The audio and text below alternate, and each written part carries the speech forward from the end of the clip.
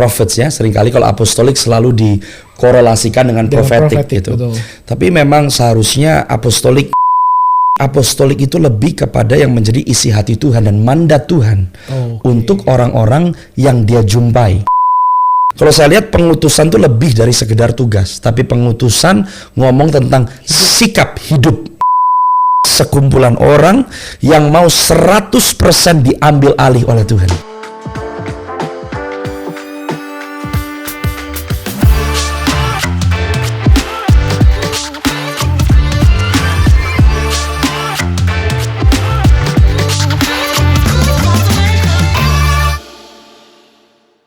Halo semuanya, kembali lagi di program kita Today's Message Podcast bersama dengan saya Hosea Claudio, dan hari ini kita akan ngobrol-ngobrol seru tentunya dengan narasumber yang udah di studio kita pada hari ini.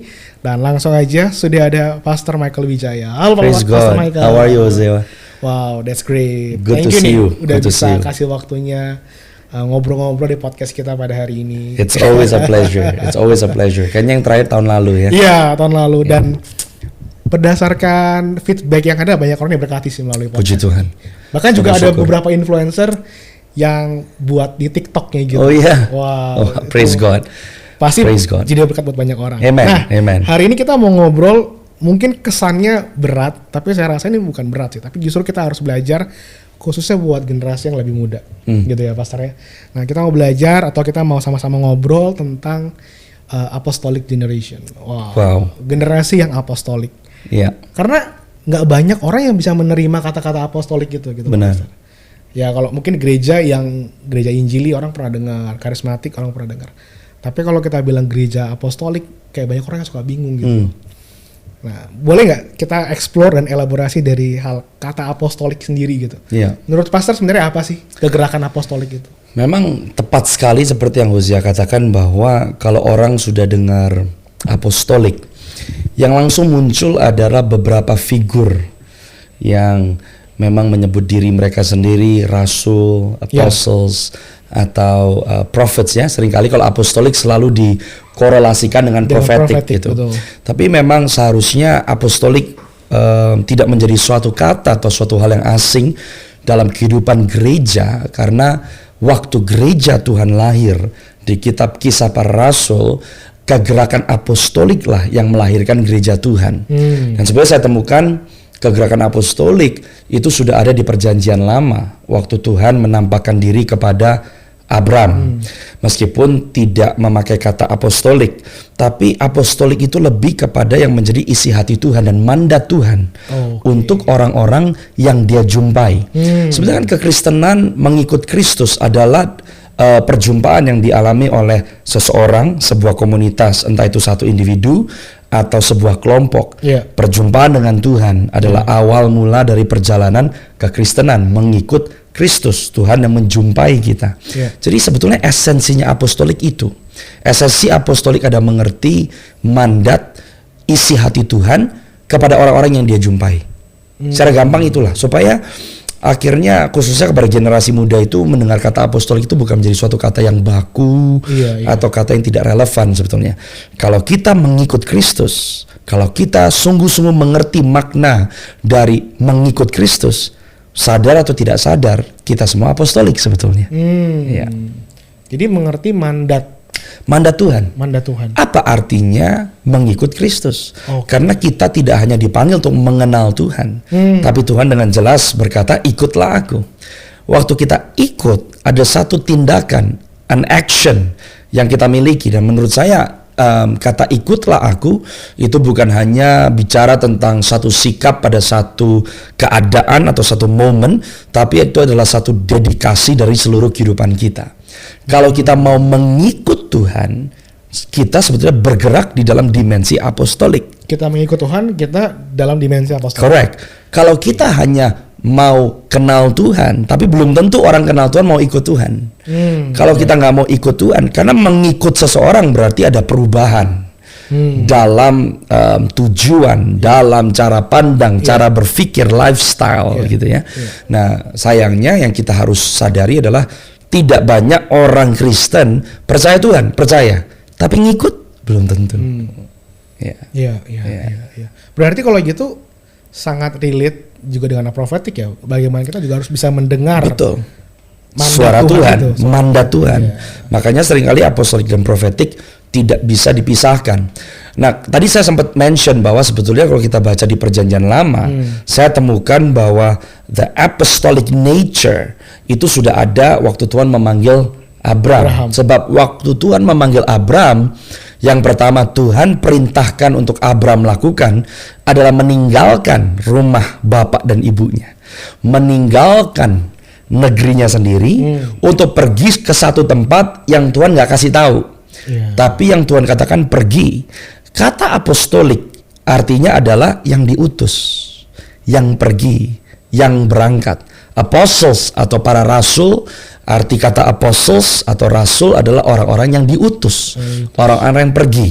Nah, waktu Tuhan memanggil Abram, instruksi pertama adalah pergi. Pergi mengikuti suara yang dia dengar. That's the prophetic nature.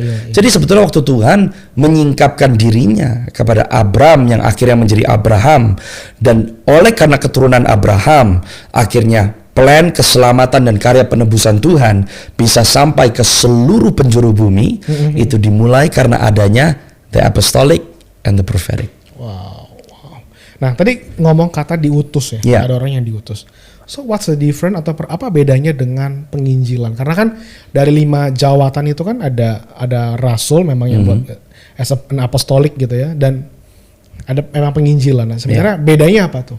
That is an excellent question, dan menurut saya kita harus tahu bedanya, karena penginjilan atau menginjil itu lebih bicara kepada tugas. Tapi kalau kita ngomong pengutusan, itu bukan hanya bicara tugas, tapi pengutusan itu bicara tentang dedikasi kehidupan. Menginjil adalah tugas orang percaya, tapi hidup yang mau diutus itu bicara tentang bukan hanya tugas, tapi seperti yang saya katakan tadi, lifestyle orang tersebut, tujuan orang tersebut itu mau untuk diubah. Jadi sebetulnya menginjil kita ngomong tentang tugas yang kita terima untuk memberitakan, menyaksikan Injil, kabar baik, kabar keselamatan di dalam Kristus Yesus. Tapi waktu kita mau diutus, itu berarti kita sedang memosisikan Tuhan sebagai Tuhan yang berhak mengatur, mendirect, mengarahkan, memimpin kehidupan kita. Jadi kalau saya lihat pengutusan itu lebih dari sekedar tugas, tapi pengutusan ngomong tentang sikap hidup. Bagaimana kita meresponi Tuhan. Berarti kalau kita ngomong apostolik itu bukan cuma sekedar about ministry ya, tapi dalam kehidupan kita artinya sekarang aku mungkin lebih kepada yang aplikatif ya, mungkin yang para penonton pengen tahu nih sebenarnya aplikatifnya gimana gitu. Berarti artinya ketika dalam kita sekolah misalnya atau dalam pekerjaan kita, we can be apostolic. That's right. Sebab kita mengizinkan Tuhan yang atur, Tuhan yang tuntun. Dimanapun kita berada, kita mengerti bahwa kita hidup sebagai utusan. Utusan berarti kita punya mandat. Utusan berarti kita punya goal. Utusan berarti kita punya tujuan. Utusan punya hubungan dengan yang mengutus. Jadi orang percaya yang mau dipimpin di dalam seluruh kebenaran firman. Berarti makanya sebetulnya kan esensi orang percaya, orang Kristen adalah menjadi serupa dengan Kristus. Di mana Paulus bisa ngomong di Galatia 2:20, ayat yang terkenal bahwa hidup yang aku hidupi bukan aku lagi yang hidup, tetapi Kristus yang hidup. That is the apostolic heart. That is an apostolic life sebetulnya. Nah, jadi sebetulnya gereja yang apostolik bukan hanya gereja yang menginjil. Gereja yang apostolik atau orang Kristen yang apostolik bukan hanya orang Kristen yang pergi bagi-bagi traktat ya, terus memenangkan jiwa. It's more than that.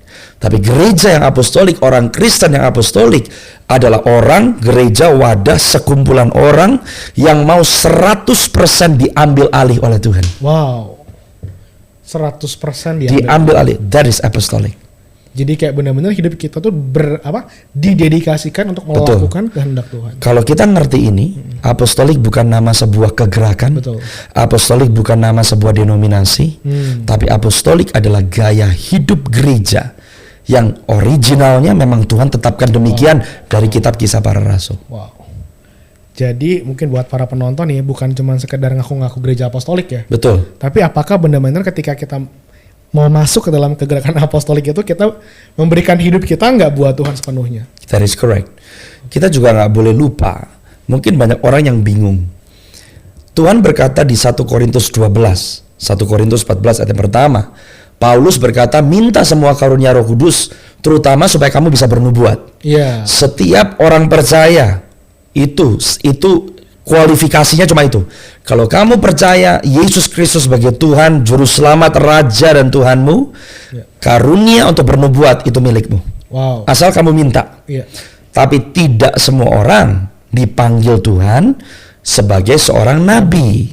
Yang jawatannya, fungsinya, atau bahasa Inggrisnya office-nya adalah seorang nabi. Demikian pula tidak semua orang dipanggil sebagai rasul. Rasul memiliki operasi karunia Roh Kudus yang berbeda, fungsi yang berbeda, penekanan otoritas yang berbeda. Tapi setiap orang percaya diperuntukkan Tuhan menjadi orang-orang yang apostolik.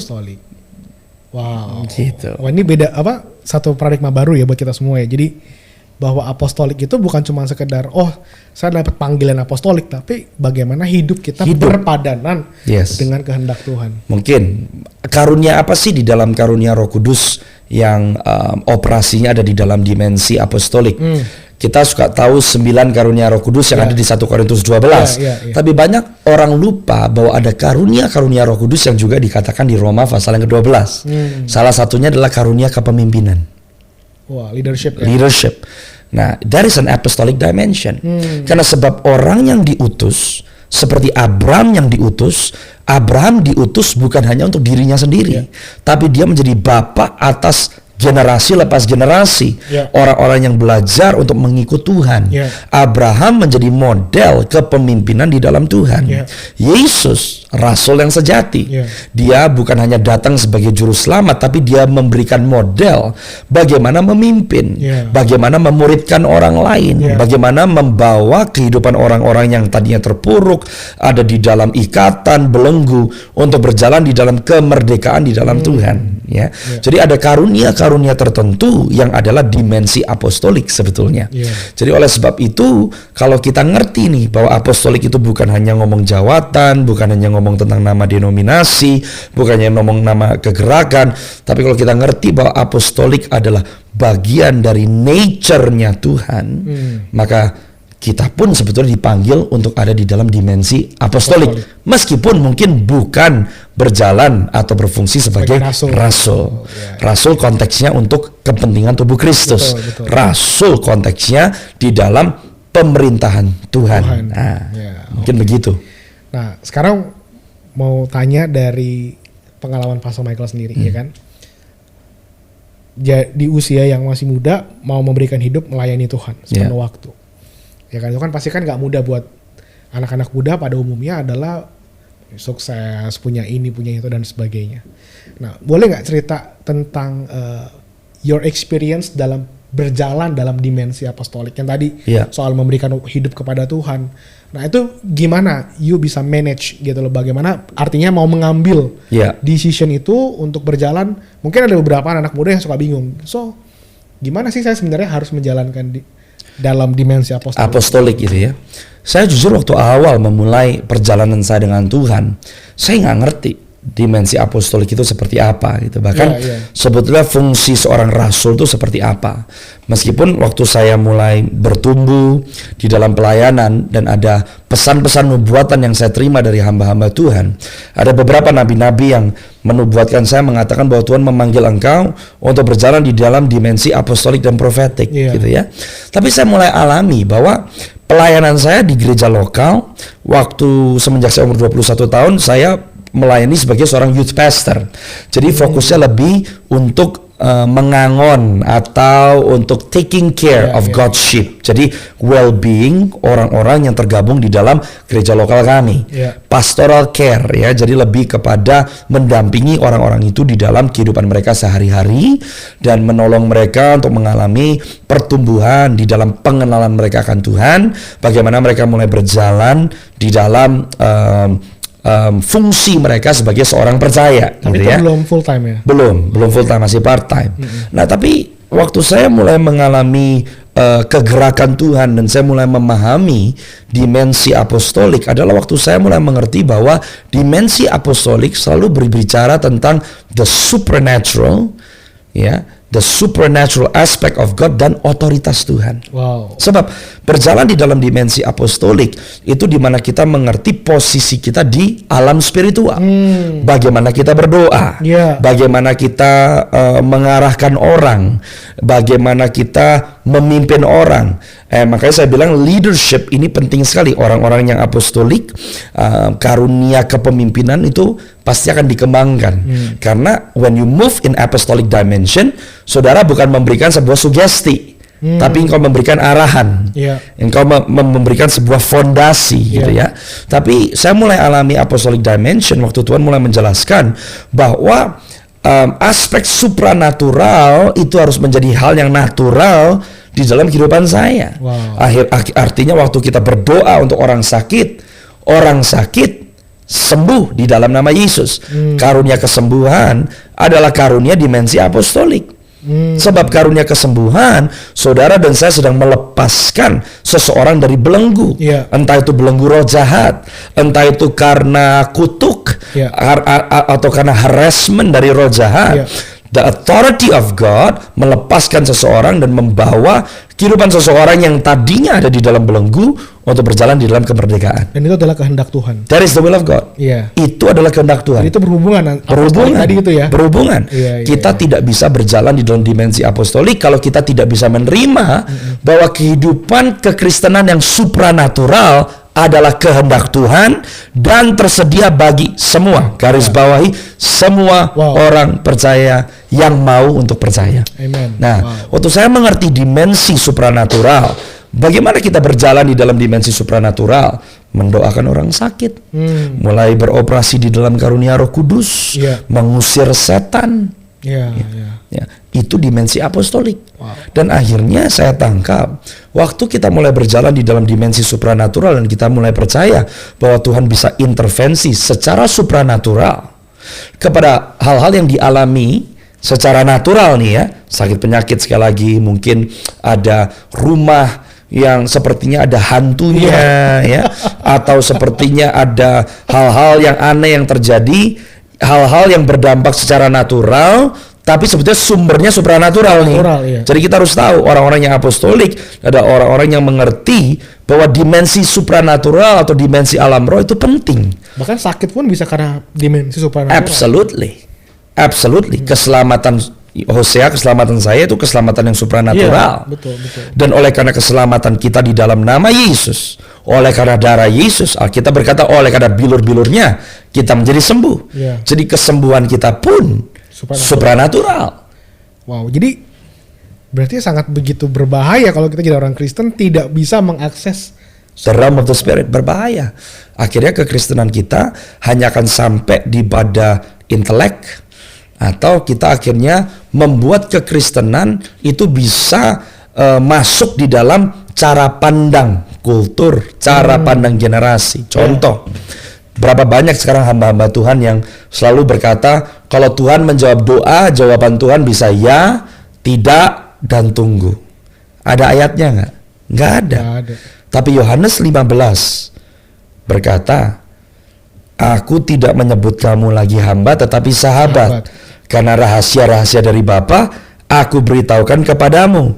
Dan aku menetapkan kamu untuk pergi. Kata pergi nih, apostolik nih. Menghasilkan buah dan supaya buahmu itu tetap. Waktu orang percaya tahu mandatnya, bergerak secara supranatural, Yesus ngomong, apa saja yang kamu minta kepada Bapakku di dalam namaku akan diberikannya. Seringkali orang karena mencoba untuk kenapa ada doa yang nggak dijawab, bingung kan jawabnya gimana. Akhirnya ya Tuhan bisa jawab tidak, atau Tuhan bisa jawab belum. No. Percayakah bahwa ada dimensi di dalam Tuhan? Dan saya percaya gereja Tuhan sedang menuju ke sana. Karena ingat ya, dimensi supranatural, dimensi kerajaan Allah adalah dimensi yang luar biasa. membutuhkan kasih karunia Tuhan. Di tengah-tengah keadaan dunia yang semakin bobrok, kasih karunia Tuhan itu yang kita perlukan.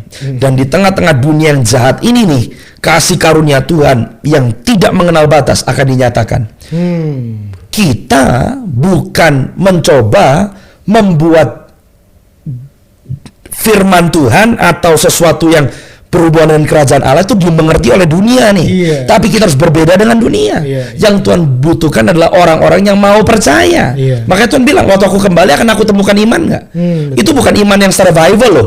Aku kan temukan masih orang yang masih mau percaya Yesus nggak? Orang yang masih mau survive nggak? Tuhan berkata, sebelum aku datang akan aku curahkan rohku atas semua manusia. Yoel 2 menubuatkan demikian kan. Kemuliaan Tuhan yang belum pernah dilihat. Yang Tuhan butuhkan orang-orang yang mau beriman tuh. Yang mau hidup di dalam iman itu. Bukan iman rata-rata, tapi iman yang membawa gereja Tuhan hidup di atas rata-rata. Karena supernatural berarti kita di atas rata-rata. What if kalau saya bilang akan tiba harinya kalau gereja Tuhan yang ngerti otoritasnya, ngerti mandatnya, hidup semakin serupa seperti Kristus, ngerti isi detak jantung Tuhan, semua doa kita harus dijawab oleh Tuhan dan jawabannya pasti ya. Haleluya. Ini pengalaman ya Pastor ya, karena nih sesuatu yang sifatnya tadi kan ngomong soal Tuhan menjawab ya. Jadi beberapa waktu yang lalu, tepatnya baru minggu kemarin ini, jadi saya mau bawa anak saya ke rumah sakit karena harus vaksin yang kecil ya. Dan yang menarik adalah memang vaksinnya adalah untuk yang harga lumayan agak mahal. Ya, dan sebenarnya secara finansial kami masih bisa sih, cuma memang agak mepet gitu. Dan dari maksudnya nggak terjadi apa-apa. Ya udahlah kalau emang harus ini kita kan harus bawa. Tapi pagi itu saya bilang ini, Tuhan, I want to see the supernatural. I want to see the supernatural. Apa yang Tuhan kerjakan buat keluarga kami, dan itu menjadi sebuah kesaksian buat anak-anak saya. Please, I want to hear. Dan apa yang terjadi? Kira-kira sudah itu kan, jadi kita harus bawa ke rumah sakit sore jam 6 jam 5 gitu ya. Abis itu udah nggak terlalu dipikirin lagi karena mesti ngerjain kerjaan yang ada di kantor kan. Tiba-tiba jam 4 sore ada WhatsApp masuk. And you know WhatsApp isinya adalah bukti transfer. And you know the money, maksudnya the amount itu 2 kali dari yang kita perlukan. So karena tadi lagi ngomong soal supernatural, karena buat saya itu adalah it's a supernatural. That is supernatural. Dan orang yang transfer itu bukan orang yang sering kontak, maksudnya tiba-tiba I just want to see gitu. Saya cuma pengen lihat, Tuhan, I want the supernatural. That is supernatural. Orang skeptik akan bilang kebetulan. That's right. Yang membuat itu supernatural karena itu terjadi setelah kamu berdoa di waktu yang kamu perlukan. Betul. Only the supernatural God yang bisa spesifik seperti itu. Spesifik. Waktunya spesifik, untuk kebutuhannya sangat spesifik. That's powerful. That's powerful. Saya percaya kita sedang menuju kepada that level of faith. Makanya Tuhan bilang, akankah aku temukan iman? Itu bukan ngomong tentang akankah aku temukan orang Kristen? No. Orang yang punya a higher level of faith to believe the impossible. Dan Tuhan jawab doa gitu. Pasti. Pasti. You know, kalau orang Kristen kita tidak percaya lagi kepada yang supranatural, kita kehilangan makna dari kekristenan kita. Right. Sebab keselamatan kita di dalam Kristus Yesus, selamat dari api neraka kekal, tanpa lihat, pegang, orang yang mati di atas kayu salib, kejadiannya ribuan tahun yang lalu.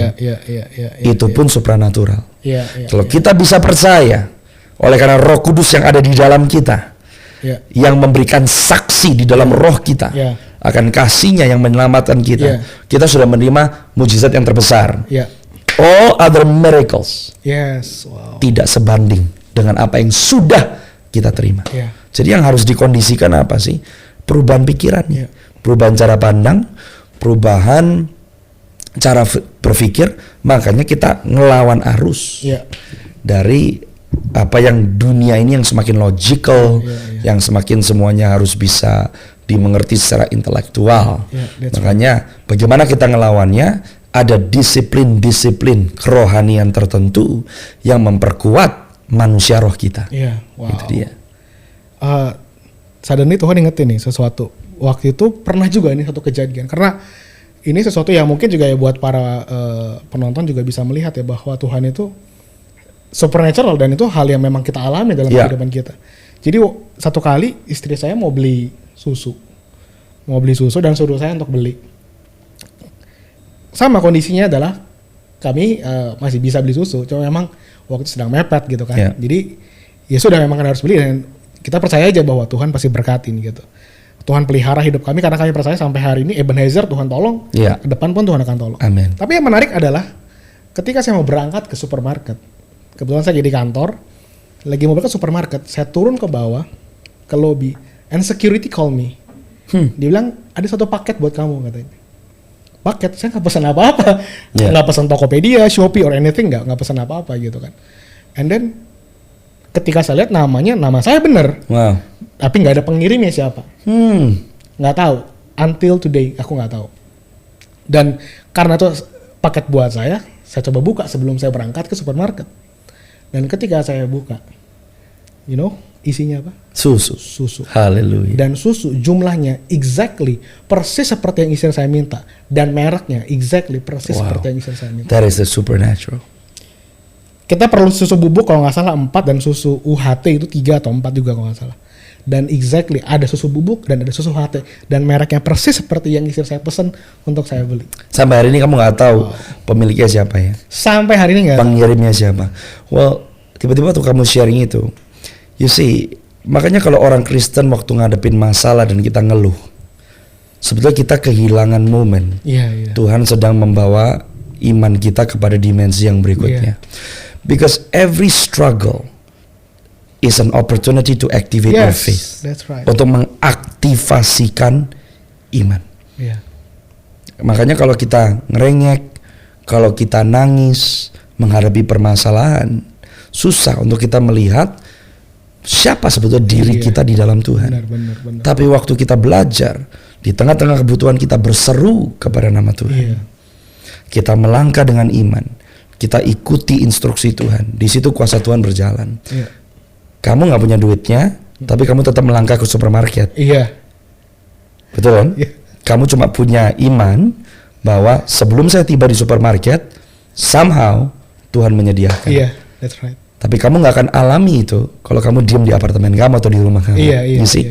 Makanya that's apostolic. Kalau saya mau jabarkan kepada saudara semua yang melihat program ini, mungkin bingung, apostolik, pusing. No, simple. Engkau mulai berjalan di dalam dimensi apostolik waktu engkau berjalan untuk melangkah bersama dengan Tuhan. Melangkah dengan iman. Tadi persis kayak Abraham itu ya, dia nggak tahu apa yang Tuhan, ketika Tuhan panggil dia keluar dari kemah itu kan ya. That's right. Ketika dia melangkah di situ, dia baru bisa melihat. That's right.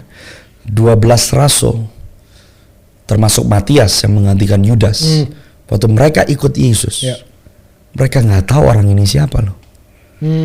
Berapa banyak saudara baca, Hosea baca, waktu murid-murid ikut Yesus, ada saat-saat dan waktu-waktu murid bilang, siapakah orang ini? Waktu ngeliat Yesus melakukan sesuatu, Yesus ngomong sesuatu, mereka ngomong satu sama lain, siapakah orang ini? Mereka ikut tanpa tahu Yesus siapa. Tapi mereka melangkah. Orang yang punya iman bukan orang yang tahu segala sesuatunya, tapi orang yang mau untuk mengambil resiko. So mungkin for the last question ya Pastor ya. Jadi khususnya buat generasi yang muda nih hari-hari ini, karena begitu banyak mungkin saya bilang racun-racun yang didengar ya tentang sosial media. Itu war ya buat kita, tuh perang yang benar-benar kita harus mesti melewati ini semua gitu kan. Nah di tengah-tengah semua kebisingan dunia ini gitu, apa yang mulai mungkin sebagai hal yang aplikatif gitu, apa yang mesti kita mulai lakukan sebagai generasi yang mau melangkah di dalam apostolic dimension ini? Setiap kita diberikan firman, firman yang kita baca, firman yang kita renungkan, yang bisa kita aplikasikan di dalam keadaan kondisi yang sedang kita alami, hadapi, di dalam konteks rumah tangga kita, sekolah kita, pekerjaan kita. Aplikasikan dulu. Simple. Alkitab berkata untuk pergi dan jadikan semua bangsa murid Tuhan. Kita punya kesaksian akan kebaikan Tuhan, sampaikan. teman sekolah, rekan kerja, as simple as that. Sampaikan kepada mereka. That's the first step of faith. Sebab hebatnya Tuhan, langkah iman kita tidak pernah diminta karena kreativitas atau karena inisiatif kita sendiri. Langkah iman yang berkuasa adalah langkah iman yang diambil oleh karena ketaatan. Ketaatan karena apa? Firman. So semua bisa. Gak ada orang yang berkata, wah saya bukan orang itu, saya gak punya cara berpikir atau kemampuan atau influence seperti orang itu. It's not about that. Semua kita sudah punya firman. Ketaatan akan firman itu adalah landasan untuk kita melangkah dengan iman. Wow. Jadi ketaatan itu lakukan. Firman dong ngomong apa? Firman ngomong untuk kita berdoa menyembuhkan orang sakit. Do it. Firman ngomong bersaksi jadi berkat. Do it. Firman katakan beri, perhatikan janda, yatim piatu, fakir miskin. Do it. Firman katakan jangan jauhi pertemuan-pertemuan kudus. Do it. Firman katakan berdoa untuk karunia-karunia Roh Kudus. Simple deh. Kita doa nggak minta karunia Roh Kudus? Belum tentu. Kalau firman yang kita baca belum menjadi kepentingan hidup kita, maka firman itu tidak akan pernah merubah hidup kita. Wow. That's powerful. Jadi harus benar-benar betapa pentingnya generasi saat ini adalah generasi yang cinta firman ya. Cinta firman. Karena di dalam kecintaan kita akan firman, kita menemukan bagaimana kita hidup berpadanan dengan kehendak Tuhan. Dan bagaimana orang bisa punya cinta firman? Mungkin ada sekarang yang nonton sudah cukup mencintai firman, ada yang merasa belum mencintai firman, ada yang merasa sudah mencintai firman, dan cinta masing-masing kan bisa terus berkembang dan bertumbuh. Betul. Selalu dimulai dengan membaca firman. Membaca firman mungkin dimulai sebagai sebuah kedisiplinan. Kedisiplinan yang kita terapkan baru bisa menjadi sebuah kesukaan. Jadi semua punya playing field yang sama, punya starting point yang sama. Wow. Oke, thank you banget Pastor Michael buat sharingnya dalam podcast kita kali ini, dan saya percaya Anda yang menyaksikan program ini akan sangat diberkati. Oleh karena itu, jangan cuma dengar, tapi inilah saatnya kita mulai melangkah, hidup dalam kebenaran dan hidup dalam kehendak Tuhan, berpadanan dengan kehendak Tuhan. Karena itu esensinya sebagai generasi yang apostolik. So, jangan lupa untuk klik subscribe dan tombol lonceng pada YouTube channel Today's Message Podcast. Saya Osa Claudio, pamit undur diri.